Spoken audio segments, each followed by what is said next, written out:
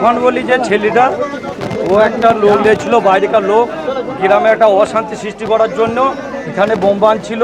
একটা বোম বিস্ফোরণ হয়, একজনের মৃত্যু হয়, আর বাকি 3-4 জন যারা ছিল তারা পালিয়ে গেছে। তার পিস্তল না কি পেয়েছিল, টাকা চুরি করতে গিয়ে একবার কেসও খেয়েছিল। অর্থাৎ বুঝতেই পারছেন যে তুফান চৌধুরী এই বোমা বিস্ফোরণে অর্থাৎ এই বিস্ফোরণের ঘটনায় আহত হয়ে হাসপাতালে চিকিৎসাধীন, তার বিরুদ্ধে একের পর এক অভিযোগ বহিরাগত এনে গ্রামে ঢুকিয়ে অশান্তির ছক্কস্ত এই তুফান চৌধুরী। আর এই কাটোয়ার ঘটনায় বালি দখলের রক্তাক্ত লড়াই, অর্থাৎ এই যে বোমা বাঁধার কাজ, এর পেছনে রয়েছে বালি খাদানের ক্ষমতা কার হাতে থাকবে সেই তথ্য সামনে আসছে।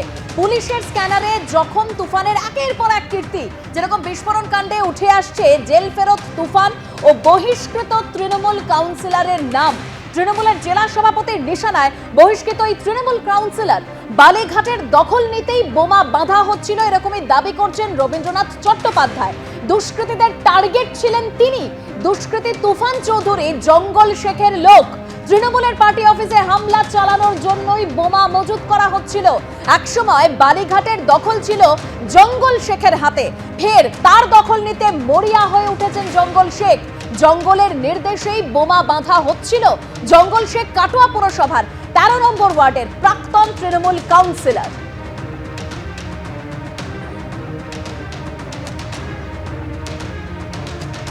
রাজুয়া গ্রামে বিস্ফোরণের ঘটনায় নাম উঠে আসছে যার, তার নাম হচ্ছে তুফান চৌধুরী।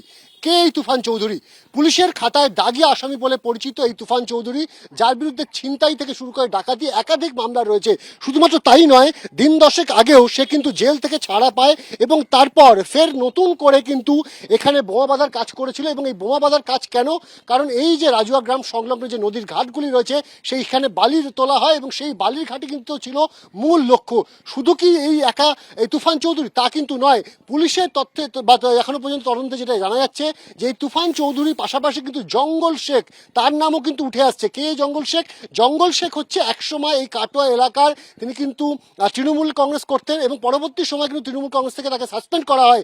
এবং এই যে জঙ্গল শেখ, সে এবং এই তুফান চৌধুরীরা কিন্তু একসঙ্গে একটি দল করে এবং যেমনটা জানা যাচ্ছে যে জঙ্গল শেখের নির্দেশেই কিন্তু তুফান চৌধুরী এই রাজুয়া গ্রামে পৌঁছয় এবং তাকে নির্দেশ দেওয়া হয়েছিল যে একটি বোমা বাঁধার জায়গা খুঁজে বের করতে হবে এবং সেখানে বোমা তৈরি করতে হবে। কারণ বালি খাদান বা বালিঘাট যেগুলি রয়েছে সেখানে যদি আতঙ্ক বা ভয়ের পরিবেশ তৈরি করা যায় তাহলে একসময় হারিয়ে যাওয়া যে রাজত্ব তাদের এই রাজুয়া গ্রাম সংলগ্ন বা কাটোয়া এলাকায় ছিল সেই রাজত্ব তারা ফেরত পেতে পারে। কারণ বালিঘাট থেকে প্রতিদিন লক্ষ লক্ষ টাকা ওঠে, যে টাকার কিন্তু মূলত উদ্দেশ্য হচ্ছে ক্ষমতা কার থাকবে এই কাটোয়া বা রাজুয়া এলাকায়, সেটা কিন্তু নির্ধারণ করে এই বালিঘাট বা বালি খাদানের এই টাকা।